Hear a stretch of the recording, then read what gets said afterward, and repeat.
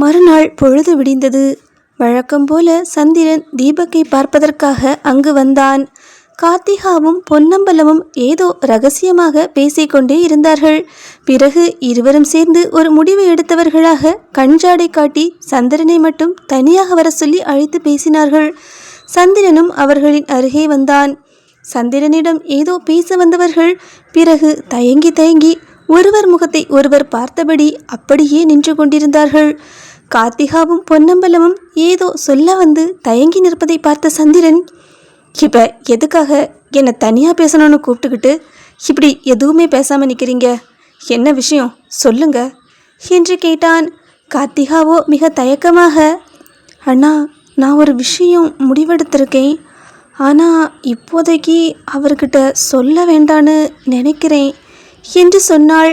சந்திரன் ஆச்சரியமாக கார்த்திகாவை பார்த்து, அப்படி அவங்கிட்ட சொல்லக்கூடாத என்கிட்ட சொல்லக்கூடிய அளவுக்கு என்ன விஷயம் என்று கேட்டான்.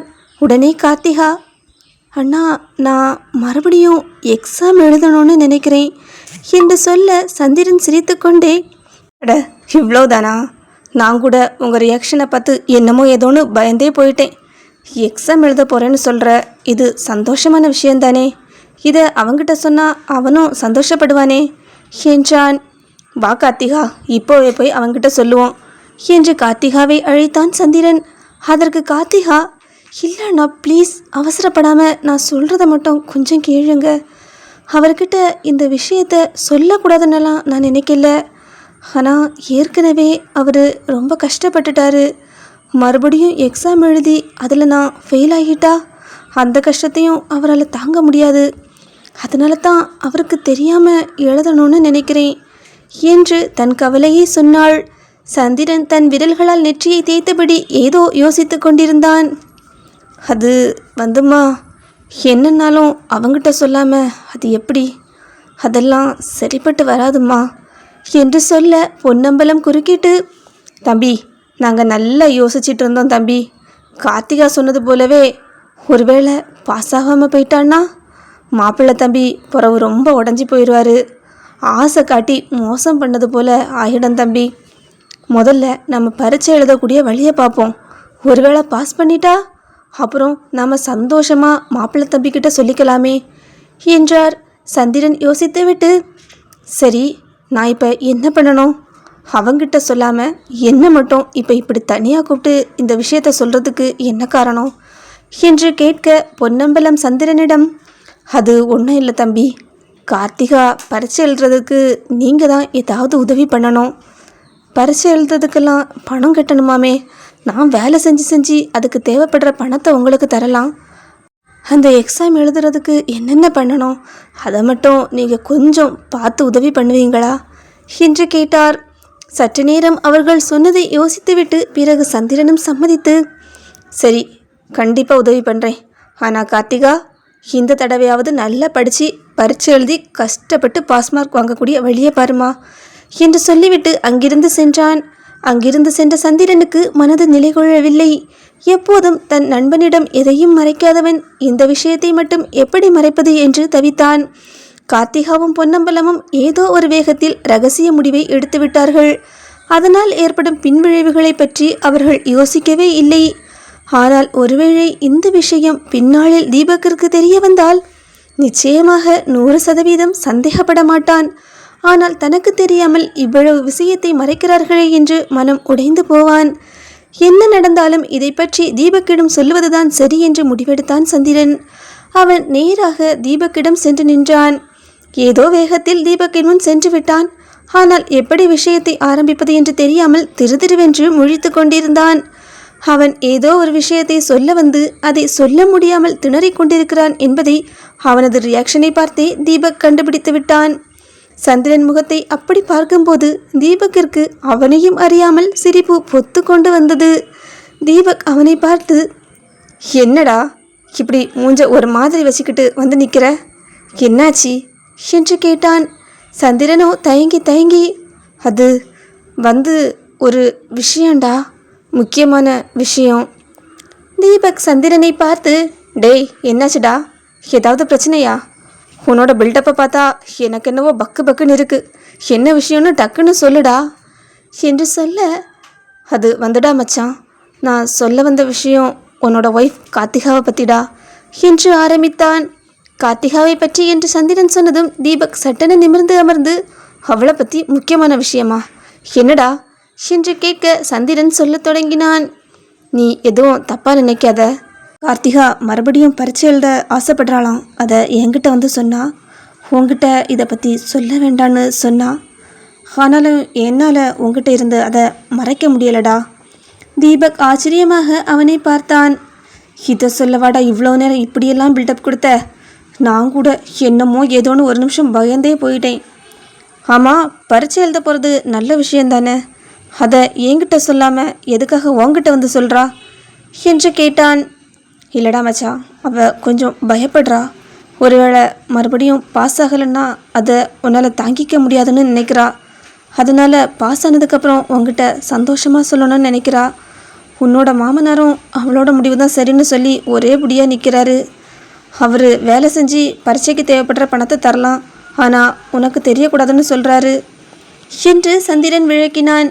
தீபக் இதை கேட்டு மெலிதாக சிரித்து கொண்டே சொன்னான். என்னை பொறுத்த வரைக்கும் அவள் நல்லா இருக்கணும், மற்றவங்க மதிக்கிற இடத்துக்கு வரணும், அதுதான் என்னோட ஒரே லட்சியம். இப்போ ஒருவேளை இந்த விஷயம் எனக்கு தெரியும்னு அவளுக்கு தெரிஞ்சா அவள் அதுக்கப்புறம் பயந்து பயந்து படிப்பா. நான் ஏதாவது சொல்லிடுவேனோ, ஃபெயிலானால் மறுபடியும் பிரச்சனை வருமோன்னு நிச்சயமாக பயப்படுவா. அதனால் எனக்கு தெரிஞ்சது அவளுக்கு தெரிய வேண்டாம். தொடர்ந்து பேசிய தீபக், இப்போது எனக்கு தெரியாதுன்னு நினச்சி அவள் படித்தாதான் எனக்கு சர்ப்ரைஸ் தரணும், பாஸான செய்தியை சந்தோஷமாக என்கிட்ட சொல்லணுங்கிற அதே எண்ணத்துக்காகவே அவள் இன்னும் நல்லா படிக்க ஆரம்பிப்பா. அதனால் அவள் நல்லபடியாக படித்து பரீட்சை எழுதி பாஸ் ஆகட்டும். உனக்கு என்ன உதவினாலும் என்கிட்ட கேளு. மாமாவால் நிறைய பணம் எல்லாம் தர முடியாது, அதனால் பெயருக்கு அவர்கிட்ட கொஞ்சம் காசு வாங்கிக்கோ, மீதியை நான் தர்றேன். ஆனால் எனக்கு எதுவும் தெரியாத மாதிரி நீ மெயின்டைன் பண்ணிக்கோ என்று சொல்ல, சந்திரனோ அவன் பெருந்தன்மையை கண்டு மெதுவாக சிரித்து கொண்டான். அவர்கள் பேசிக்கொண்டிருக்கும் போது அந்த வீட்டின் கதவை ஆவேசமாக தட்டும் சத்தம் கேட்டது. அங்கே கதவை தள்ளிக்கொண்டு ஒரு பெண் உள்ளே நுழைந்தாள். ஆம், அவள்தான் நித்யா. சந்திரனை கண்டதும் அவள் கண்கள் சிவந்தன. நேராக சந்திரனிடம் சென்றவள், தெரியும்டா, நீ இங்கே தான் வந்து தங்கியிருப்பன்னு எனக்கு நல்லா தெரியும். உனக்கு நான் லவ்வரா இல்லை தீபக் லவ்வரா? எப்போ பாரு தீபக் தீபக் தீபக், அப்படியே அவன் பின்னாடியே சுற்றிக்கிட்டு இருக்க. காலேஜ்லேயும் அப்படித்தான் பண்ண. இப்போ அவன் வேலையை விட்டு நின்னதும் அவன் வீட்டிலேயே வந்து அவன் கூடவே தங்கிட்டியா என்று படபடவென்று கூட்டி தீர்த்தாள். சந்திரன் வாயடைத்து நிற்க தீபக் மென்மையாக சிரித்து கொண்டே, வாம்மா தங்கச்சி நித்யா, வந்து முதல்ல உட்காரு, எதுக்காக இவ்வளோ கோபம் என்று சமாதானப்படுத்த முயன்றான். நித்யாவோ தன் கோபத்தை குறைக்காமல், பின்ன என்னன்னா, கல்யாணம் பண்ணிக்க போகிற பொண்ணுன்னு இவனுக்கு ஏதாவது அக்கறை இருக்கா? லவ்வுக்கு ஓகே சொல்கிற வரைக்கும் துரத்தி துரத்தி பின்னாடியே சுற்ற வேண்டியது, ஓகே ஆனதுக்கப்புறம் இப்படி கண்டுக்கிறதே இல்லை. எல்லாரும் ஒன்றுக்கு சளைச்சவங்க இல்லை என்று அங்கலாய்த்தாள். பேசிக்கொண்டிருக்கும் போதே அங்கே அமர்ந்திருந்த கண்ணனையும் தீபாவையும் நித்யா கவனித்தாள். அவர்களின் தோற்றமும் அங்கிருந்த சூழலும் அவளுக்கு புதிதாக இருந்தது. அதிர்ச்சியில் விழிகளை விரித்தவள், அண்ணா இது யாரு புதுசா என்று கேட்டாள். தீபக் தழுதழுத்த குரலில் பெருமிதத்தோடு சொன்னான், நித்யா, இது என்னோட அம்மா, இது என்னோட அப்பா. என்னது, அம்மா அப்பாவா என்று ஆச்சரியத்தில் நித்யா வாய்ப்பிழந்து நின்றாள். உடனேயே தீபக் தொடர்ந்தான், ஆமாம் நித்யா, வீட்டில் கொஞ்சம் பெரிய பிரச்சனையாகிடுச்சு. அது மட்டும் இல்லாமல் எங்கள் அப்பா அம்மா உயிரோடு இருக்கிற விஷயமும் இப்போ தான் தெரிஞ்சுது. சந்திரன் எனக்கு உதவி பண்ண போய் தான் உன்னை வந்து பார்க்க முடியலை. அவன் என் கூடவே ஒரு துணையாக இருந்தனால தான் இப்போ என் அம்மா அப்பா கூட நான் சேர்ந்துருக்கேன் என்ற உண்மையை விளக்கினான் தீபக். நித்யாவின் கோபம் பனி போல கரைந்தது. சந்திரன் செய்த உதவியின் ஆழம் புரிந்ததும் அவளது ஆவேசம் அறிந்து கண்கள் கனிந்தன. தீபக்கின் வாழ்வில் நடந்த இந்த அற்புதத்தை எண்ணி நெகிழ்ந்தவள் தன் காதலன் சந்திரனை மிகுந்த காதலோடும் மன்னிப்பு கோரும் விதமாகவும் பார்த்தாள். அந்த இடத்தில் ஒரு அழகான நிசப்தமும் பாசமும் நிறைந்திருந்தது. அவர்கள் அனைவரும் மகிழ்ச்சியாக பேசிக்கொண்டிருந்த அந்த நேரத்தில் கார்த்திகா சமையலறையில் மும்முரமாக வேலை செய்து கொண்டிருந்தாள். அப்போது தீபக்கின் அம்மா மெதுவாக கார்த்திகாவிடம் சென்று, அம்மாடி, கல்யாணம் ஆகி நிறைய நாள் ஆகுதுன்னு சொன்னியே, இன்னும் விசேஷம் ஒன்றும் இல்லையா என்று கனிவோடு கேட்டார். அந்த கேள்வி கார்த்திகாவின் இதயத்தை எங்கோ தைத்தது. அவளது கண்களில் ஒரு துளி நீர் கோர்த்து நின்றது. அது அது வந்து அத்தை என்று அவள் தயங்கி நிற்க, சொல்லுமா, என்ன பிரச்சனைனாலும் என்கிட்ட தயங்காமல் சொல்லு. என்னையும் உன் அம்மா மாதிரி நினச்சிக்கோ. உன் அம்மா அவங்ககிட்ட இருந்தா இதெல்லாம் சொல்லுவல்ல, சொல்லு என்று அவர் ஆதரவாக கையை பற்றி கொண்டார். கார்த்திகா தன் வாழ்வில் நடந்த சோதனைகளையும் தனக்கு இருப்பதாக சொல்லப்பட்ட பிரச்சனைகளையும் ஒவ்வொன்றாக அவரிடம் கொட்டினாள். இதை கேட்ட தீபக்கின் அம்மா அமைதியாக, சரிம்மா, நீ மருந்து எடுக்கிற ரிப்போர்ட்டெல்லாம் இருக்கா என்று கேட்க, அதெல்லாம் அவர்கிட்ட தான் இருக்கத்த, எனக்கு அதை பற்றி எதுவும் தெரியாது என்றாள் கார்த்திகா. சரிம்மா, நீ இப்போ சாப்பிட்ற மாத்திரைகளை என்கிட்ட காட்டு என்று வாங்கி பார்த்தார். அதன் பிறகு, நீ கவலைப்படாதம்மா, எல்லாம் நல்லதே நடக்கும் என்று ஆறுதல் கூறிவிட்டு தீபக்கை அழைத்தார். தீபக் வந்ததும், என்னம்மா தனியாக கூப்பிட்றீங்க, என்ன விஷயம் என்று கேட்டான். நீ கார்த்திகாவுக்கு ஏதோ மருத்துவம் பார்த்துட்டு இருக்கிறதா சொன்னியே, அந்த ரிப்போர்ட்டெல்லாம் கொஞ்சம் காட்ட முடியுமா என்று கேட்டார். தீபக் யதார்த்தமாக, இதுக்குமா தயங்குறீங்க, தான்னு கேட்டால் தந்துட்டு போகிறேன் என்று கூறிவிட்டு அந்த ஆவணங்கள் அனைத்தையும் எடுத்து தாயிடம் கொடுத்தான். அவர் ஏற்கனவே சிறந்த மகப்பேறு மருத்துவர் என்பதால் அந்த ரிப்போர்ட்டுகளை பார்த்து சில நிமிடங்களிலேயே உண்மை அவருக்கு புரிந்துவிட்டது. ரிப்போர்ட்டை பார்த்தபடியே தீபக்கை ஒரு மாதிரியாக ஏறிட்டார். அம்மா, என்னம்மா என்று தீபக் புரியாமல் கேட்க, இந்த ரிப்போர்ட்டில் அவளுக்கு இருந்த எல்லா பிரச்சனையும் சரியாயிடுச்சுன்னு தானே இருக்கு, அப்புறம் ஏன் இன்னும் 2 வருஷம் ஆகும்னு நீ போய் சொல்லியிருக்க என்று அதட்டலாக கேட்டார். தீபக் அதிர்ச்சியில் தன் தாயை பார்த்தான். அம்மா அம்மா அது வந்து அவளுக்கு இன்னும் முழுசாக சரியாகலைல்ல என்று கேட்க, டேய், இதில் தெளிவாக இருக்குடா, பெரிய பிரச்சனை எதுவும் இல்லை, கன்சீவ் ஆனதுக்கப்புறம் இந்த மருந்துகளை எடுத்தாலே போதும்னு இருக்குது, அப்புறம் எதுக்காகடா அவளை இவ்வளவு தள்ளி வச்சிருக்க, உனக்கு அவளை பிடிக்கலையாடா என்று கோபமாக கேட்டார். வெகு நேரமாகியும் உள்ளே சென்றவர்களை காணவில்லை என்று வந்த பொன்னம்பலம் அவர்கள் பேசும் சத்தத்தை கேட்டு வாசலிலேயே திகைத்து நின்று விட்டார். தீபக்கோ மெதுவான குரலில், அம்மா, நான் சொல்கிறேன்னு தப்பாக நினச்சிக்காதுங்க, அவளுக்கு கல்யாணம் ஆனதுலேருந்தே குடும்ப வாழ்க்கை, குழந்தை இதெல்லாம் தான் பெருசாக தோணுது. எனக்கும் அந்த ஆசை இருக்குது, இல்லைன்னு சொல்லலை. ஆனால் இப்போ தான் அவளோட லட்சியத்தை நோக்கி போய்கிட்டு இருக்கா. இந்த நேரத்தில் அவளை குழந்தையிலையும் குடும்பத்திலையும் முடக்கி வைக்க எனக்கு மனசு வரல. அதனால தான் நான் போய் சொன்னேன். அவன் பேசி முடிப்பதற்குள் தீபக்கின் அம்மா அவனது கன்னத்தில் பளார் என்று ஒரு அறை விட்டார். அந்த சத்தம் அந்த அறையையே அதிர செய்தது. அம்மா என்று கன்னத்தை பிடித்து கொண்டு தீபக் திகைத்து நிற்க அவரோ விடவில்லை. வாயை மூடுடா, இதுக்கு தான் பெரியவங்க கூட இருக்கணும்னு சொல்கிறது.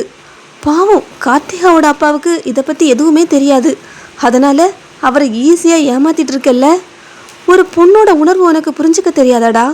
தாய்மைங்கிறது ஒரு வருண்டா, அது எல்லாருக்கும் எப்பவும் நினச்ச நேரத்தில் கிடைக்காது என்று ஆவேசமாக பொரிந்து தள்ளினார்.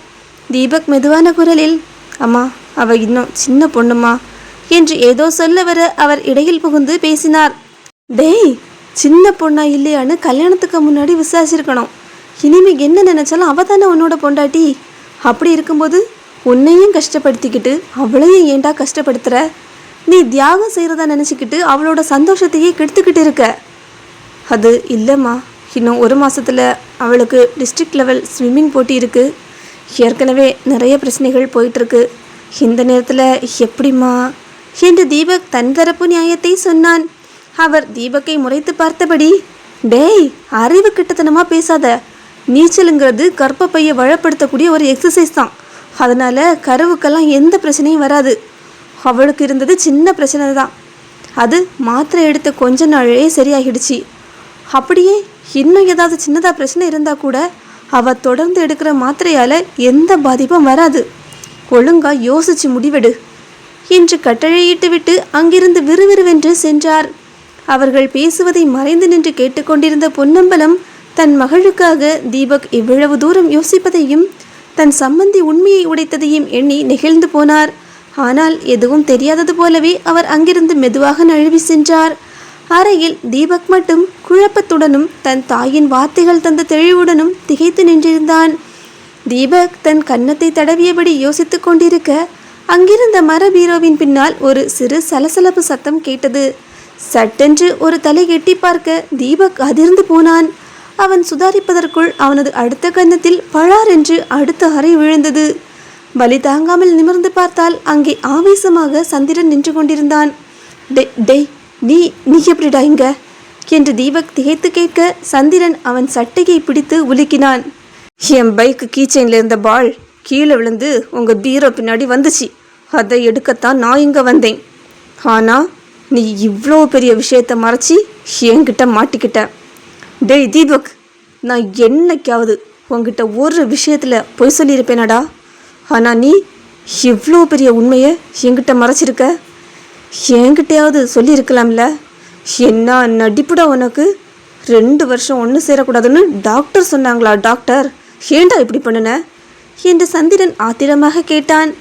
சந்திரன் விடாமல் தொடர்ந்தான். கொஞ்சமாவது அந்த பொண்ணோட மனநிலைமையை நீ யோசிச்சு பார்த்தியாடா? கார்த்திகா சொன்னது உண்மைதான் போல. உனக்கு மனுஷ உணர்வுகளை விட உன்னோட லட்சியம் தானே பெருசு, அப்படித்தானே? கன்னத்தை தடவியபடி சந்திரனை ஏறிட்டு பார்த்த தீபக் வேதனையுடன் பேச தொடங்கினான். நீ கூட என்னை புரிஞ்சுக்கலையா சந்திரா? எனக்கு ஒன்றும் தியாகி ஆகணும்னு ஆசையெல்லாம் இல்லைடா. நான் ஒரு நல்ல புருஷனா, ஒரு நல்ல மனுஷனா இருக்க ஆசைப்படுறேன். நான் ஒன்றும் குழந்தை வேண்டான்னு நினைக்கலையே. அவள் ஒரு நல்ல நிலைமைக்கு வரணும்னு நினைக்கிறேன். அது என்னோட லட்சியத்துக்காக இல்லை, அவளோட வாழ்க்கைக்காக. தீபக்கின் குரல் இப்போது உறுதியானது. எந்த ஊரில் அவளை ஏமாற்றி கல்யாணம் பண்ணிக்கிட்டு போனான்னு எல்லாரும் சொன்னாங்களோ அதே ஊரில் அவளை தலை நிமிர்ந்து வாழ வைக்கணும்னு தான் நான் நினைக்கிறேன். எந்த காலேஜில் அவளை கூப்பிட்டு வந்து அசிங்கப்படுத்த நினச்சாங்களோ அதே காலேஜில் அவள் வந்து கம்பீரமாக நிற்கணும்னு நான் நினைக்கிறேன். ஆனால் அது எனக்கான பெருமை இல்லைடா, அவளுக்கான பெருமை. அதை தேடி கொடுக்கணும்னு நான் ஒவ்வொரு நிமிஷமும் துடிச்சுக்கிட்டு இருக்கேன். சந்திரனின் கண்கள் இப்போது தீபக்கை பார்த்து சற்று நெகிழ்ந்தன. தீபக் இன்னும் தொடர்ந்தான். நீயே சொல்லுடா, சொல்லு. 1 வருஷத்தில் அவள் குழந்தை பெற்றுக்கிட்டு வீட்டோட இருந்திருந்தா இந்நேரம் கார்த்திகாங்கிற ஒருத்தியை யாருக்குமே தெரிஞ்சிருக்காது. ஆனால் இப்போ நியூஸ் பேப்பரில் நீச்சல் போட்டியில் முதல் பரிசுன்னு அவள் ஃபோட்டோ வரக்கூடிய அளவுக்கு அவள் உயர்ந்திருக்கா. இன்னும் 1 மாதத்தில் மாவட்ட அளவில் போட்டி இருக்குது. அதுலேயும் அவள் நிச்சயமாக ஜெயிப்பா. அவள் இப்போ தான் அவளோட லட்சியத்தை நோக்கி போய்கிட்டு இருக்கா.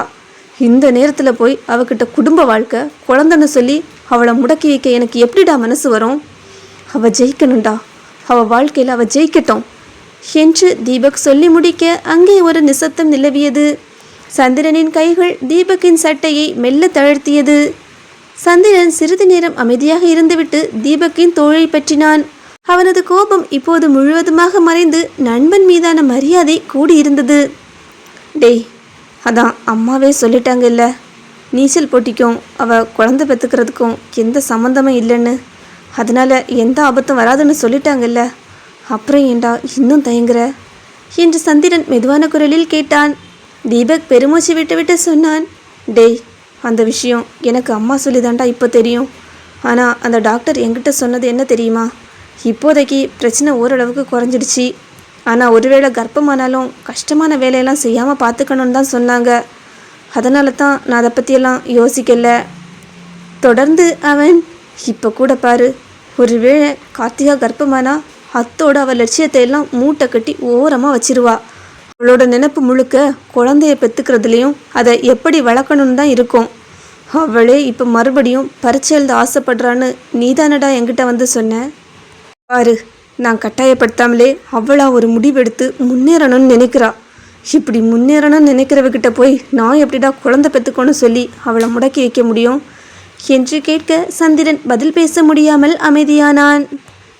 இடையிடையே ஒருவருக்கொருவர் ரகசியம் பேசிக் கொண்டிருந்தாலும், ரகசிய பேச்சுவார்த்தைகள் நடந்து கொண்டிருந்தாலும் ஒருவரும் ஒன்றும் தெரியாதது போல மீண்டும் கூட்டத்தில் அமர்ந்து பேச ஆரம்பித்தார்கள். சிறிது நேரம் கழித்து நித்யா தீபக்கிடம், சரி அண்ணா, வந்து ரொம்ப நேரம் ஆச்சு, நான் கிளம்புறேன் என்று கூறினாள். தீபக் நித்யாவை சற்று யோசனையுடன் பார்த்து, நித்யா, எனக்கு ஒரு உதவி பண்ணுவியா என்று கேட்டான். சந்திரனும் நித்யாவும் புரியாமல் தீபக்கை பார்த்தார்கள். என்ன உதவி அண்ணா என்று நித்யா கேட்டாள். நாளைக்கு நிலாவோட கல்யாணம் நடக்குது. நிச்சயமாக என்னால் இப்போ அங்கே இருக்கிற சூழ்நிலையில் அங்கே வர முடியாது. ஏற்கனவே சந்திரன் தான் நிலாவோட அப்பாவா வேஷம் போட்டு கல்யாணத்துக்கு ஓகே பண்ணது. இப்போ நீ நிலாவோட அக்கா மாதிரியோ அல்லது தங்கச்சி மாதிரியோ போய் அவளுக்கு ஏதாவது உதவி பண்ண முடியுமா ஏன்னா எங்கள் யாராலையும் இப்போதைக்கு அங்கே போக முடியாது. எங்கள் எல்லாரையும் அங்கே இருக்கிறவங்களுக்கு அடையாளம் தெரியும். நீ போகும்போது கூடவே ஃப்ரெண்ட்ஸ் யாரையாவது சேர்த்துக்கோ. நாங்களும் நிச்சயமாக வருவோம். ஆனால் ஆரம்பத்திலிருந்தே எங்களால் அங்கே இருக்க முடியாது.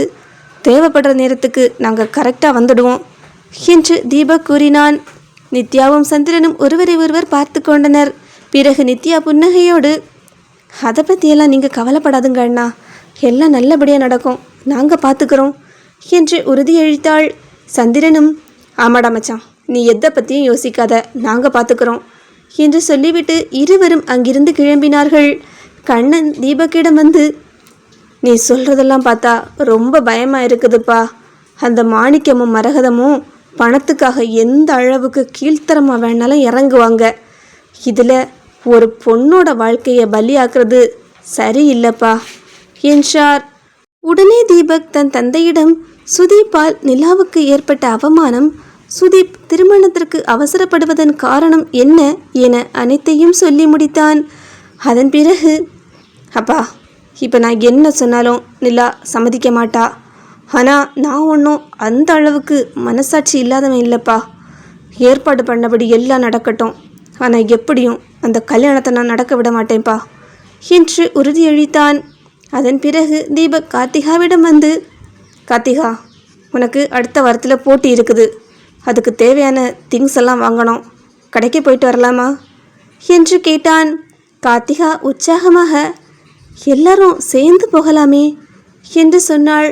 ஆனால் தீபக்கின் அம்மா குறுக்கிட்டு, இல்லைம்மா, நீங்கள் 2 பேர் மட்டும் போயிட்டு வாங்க. நான் அதுக்குள்ளே வீட்டில் சமையல் வேலையெல்லாம் முடித்து வைக்கிறேன். அப்போ தான் நீங்கள் வந்த உடனே சாப்பிட வசதியாக இருக்கும் என்று சொல்லி அவர்களை அனுப்பி வைத்தார். அவர்களும் சரி என்று சொல்லி புறப்பட தயாரானார்கள். அப்போது பொன்னம்பலம், மாப்பிள்ளை, நான் வேலை செய்கிற வீட்டில் கொஞ்சம் சாண குழிகளை ரெடி பண்ணணும்னு சொல்லியிருந்தாங்க. நான் அங்கே போயிட்டு வரேன் என்று சொல்லிவிட்டு அவரும் கிளம்பினார். இப்போது அந்த வீட்டில் தீபக்கின் அம்மாவும் அப்பாவும் மட்டுமே தனியாக இருந்தார்கள். கண்ணன் தன் மனைவியின் அருகில் வந்து நின்றார். தீபா, இத்தனை வருஷம் நம்ம புள்ள உயிரோட இருக்கானா இல்லையான்னு கூட தெரியாமல் அந்த சின்ன இருட்டு அறைக்குள்ளே கிடந்தோம். ஆனால் இன்னைக்கு நம்ம புள்ள ஒரு ராஜகுமார மாதிரி வளர்ந்து நிற்கிறான். அவனோட குணத்தை பார்த்தியா? ஒருத்தன் ஒரு பொண்ணுக்கிட்ட தப்பாக நடந்துக்கிட்டான்னு அவனுக்கு தண்டனை கொடுத்து தானும் தண்டனை அனுபவிச்சிருக்கான். இப்போ தன் மனைவியோட லட்சியத்துக்காக தன்னோட ஆசையையே தள்ளி வைக்கிறான் என்றார் நெகிழ்ச்சியாக. தீபாவோ ரிப்போர்ட்டுகளை சரி செய்தபடி, ஆமாங்க, ஆனால் எனக்கு தான் மனசு கேட்கல. அந்த பொண்ணு கார்த்திகா எதையும் எதிர்பார்க்காத ஒரு வெள்ளை உள்ளம். தீபக் செய்கிற இந்த தியாகம் அவளுக்கு தெரிஞ்சா அவள் என்ன ஆவாளோன்னு பயமாக இருக்குது. அதே சமயம் அவளோட வெற்றிக்கு தடையாக இருக்கக்கூடாதுங்கிற அவனோட எண்ணமும் சரிதான் என்றார். அவர்கள் இருவரும் தங்கள் மகனை நினைத்து பெருமைப்பட்டு கொண்டிருந்த அதே வேளையில் தீபக்கும் கார்த்திகாவும் தேவையான பொருட்களை வாங்கி கொண்டு காரில் திரும்பிக் கொண்டிருந்தனர். அப்போது சாலையின் குறுக்கே கலைந்த தலைமுடியுடனும் மரண பயத்துடனும் ஒரு பெண் ஓடி வருவதைக் கண்டு தீபக் சட்டென்று பிரேக் போட்டான். வண்டி நின்றதும் அந்த பெண் ஓடி வந்து காரின் ஜன்னலை பிடித்து கொண்டு, அண்ணா அண்ணா, ப்ளீஸ் ப்ளீஸ், என்னை காப்பாத்துங்க, எப்படியாவது என்னை காப்பாத்துங்க என்று கதறினாள். தீபக் பதற்றமாக, என்னமாச்சு, யார் நீ என்று கேட்க அவளால் பதில் சொல்ல முடியவில்லை. இப்போ எதுவும் சொல்ல முடியாதண்ணா, என்னை துரத்திட்டு வராங்க, ப்ளீஸ் அண்ணா, ப்ளீஸ் வண்டி எடுங்க, காப்பாத்துங்க என்று அழுது கொண்டே பின்னால் கையை காட்டினாள். நிலைமையின் தீவிரத்தை புரிந்து கொண்ட தீபக் அவளை உடனடியாக காரில் ஏற்றிக்கொண்டு அங்கிருந்து மின்னல் வேகத்தில் கிளம்பினான். அவர்கள் சென்ற சில வினாடிகளில் கையில் ஆயுதங்களுடன் ஒரு கும்பல் அங்கே வந்து சேர்ந்தது. எங்கடா அந்த பொண்ணு, எங்கே போனா, இப்போதான் எங்கே ஓடி வந்தா என்று ஆவேசமாக தேடினார்கள். அப்போது அந்த கும்பலில் இருந்த ஒருவனின் ஃபோன் அடித்தது. பதற்றமாக ஃபோனை எடுத்தவன், சார், அவள் இப்போதான் எங்கள் முன்னாடி ஓடி வந்தா, அதுக்குள்ளே காணாமல் போயிட்டா சார் என்றான். மறுமுனையில் இருந்த குரலோ கோபத்தில் கர்ச்சித்தது. முட்டா பயலுங்களா, அவள் தப்பிக்கிற வரைக்கும் அங்கே என்ன காக்கா ஓட்டிக்கிட்டா இருந்தீங்க, அறிவு கெட்ட முண்டங்களா, ஒரு பொண்ணை கூட பத்திரமா பார்த்துக்க தெரியல, நீங்களாம் என்னடா ரவுடிங்க, இவன் மட்டும் யாருக்கிட்டையாவது போய் விஷயத்த சொன்னான்னு வச்சுக்கோங்க, அப்புறம் உங்கள் யாரையும் உயிரோட விட மாட்டேன் என்று கத்தியது அந்த குரல். அவன் மிரட்டலில் நடுங்கி போன அடியாட்கள், பயப்படாதுங்க சார், அப்படியெல்லாம் எதுவும் ஆகாது, இங்கே தான் எங்கேயாவது பக்கத்தில் ஒளிஞ்சிருப்பா, நாங்கள் தேடி பிடிச்சி தூக்கிடுவோம் சார் என்று சொல்லிவிட்டு ஃபோனை வைத்தன. டேய், அக்கம் பக்கம் எல்லா இடத்துலையும் தேடுங்கடா, அந்த பொண்ணு கிடைச்சாகணும் என்று அவர்கள் நாலாபுறமும் சிதறி தேட ஆரம்பித்தார்கள். அரை மணி நேரம் கழித்து ஃபோன் மீண்டும் அழித்தது. என்ன, அவளை தூக்கியாச்சா என்று அவன் ஆவேசமாக கேட்க, மறுமுனையில் அடியொழி நடுங்கும் குரலில், இல்லை சார், மன்னிச்சிடுங்க, நாங்கள் ரொம்ப நேரமாக தேடிக்கிட்டு இருக்கோம், ஆனால் எங்கே போனான்னு தெரியல சார் என்றான். போனில் பேசிய நபர் ஆத்திரத்தில் தன் தலையிலேயே அடித்து கொண்டான். நிலைமை கைமீறி போவதை உணர்ந்தவன் உடனடியாக தனது அதிகாரத்தை பயன்படுத்தி ஒரு போலீஸ் அதிகாரியை தொடர்பு கொண்டான். ஹலோ என்று அவன் சொன்ன மாத்திரத்திலேயே மறுமுனையில் இருந்த போலீஸ்காரரின் குரலில் நடுக்கம் தெரிந்தது. சொல்லுங்க சார், என்ன திடீர்னு, என்ன விஷயம் என்று கேட்டார். என்னோட கஸ்டடியில் இருந்த ஒரு பொண்ணு தப்பிச்சிட்டு போயிட்டா. அவள் நிச்சயமா என்னை பற்றின உண்மையை சொல்கிறதுக்காகத்தான் வெளியே போயிருப்பா. அப்படி மட்டும் நடந்துடவே கூடாது. என்ன பண்ணுவீங்களோ ஏது பண்ணுவீங்களோ எனக்கு தெரியாது. அந்த பொண்ணோட ஃபோட்டோவை வாட்ஸ்அப் பண்ணியிருக்கேன். இன்னும் 1 மணி நேரத்தில் அவளை தூக்கணும் என்று கட்டளையிட்டான். மறுமுனையில் இருந்த அதிகாரி, கண்டிப்பாக சார், நிச்சயமாக நாங்கள் தேட ஆரம்பிக்கிறோம் என்று கூறி ஃபோனை வைத்தார். மறுமுனையில் பேசியவன் கையில் இருந்த ஃபோனை ஆவேசமாக வீசி எறிந்தான். இத்தனை வருஷமாக நான் காத்து வச்சிருந்த ரகசியம் இப்போ காற்றுல பறக்க போகுது. எல்லாமே அந்த ஒருத்தியால். விட மாட்டேன், அவளை விடவே மாட்டேன் என்று கத்தியவன் அறைக்குள் ஒரு மிருகத்தை போல அங்கும் இங்குமாக நடக்க ஆரம்பித்தான். காரினுள்ள ஒரு விதமான நிசப்தம் நிலவியது.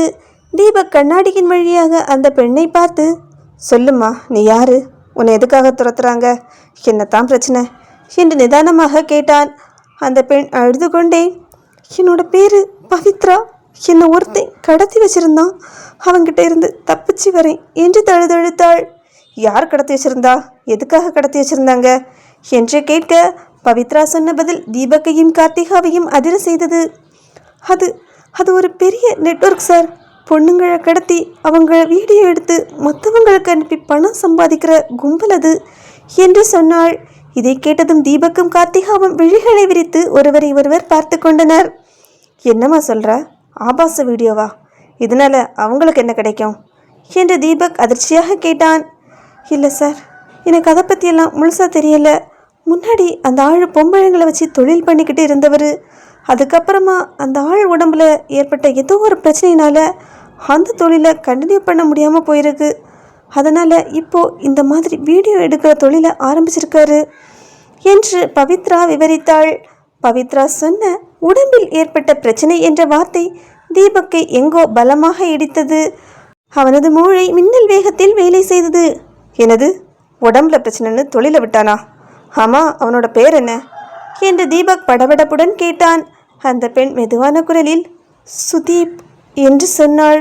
அந்த பெயரை கேட்ட அடுத்த நிமிடம் தீபக் ஆவேசமாக சடன் பிரேக் போட்டான். காரின் டயர்கள் தார் சாலையில் உரசி கீச் என்ற சத்தத்துடன் கார் அப்படியே நின்றது. கார்த்திகா அதிர்ச்சியுடன் தீபக்கை பார்த்து, என்னங்க, உங்க அண்ணனா என்று கேட்டாள்.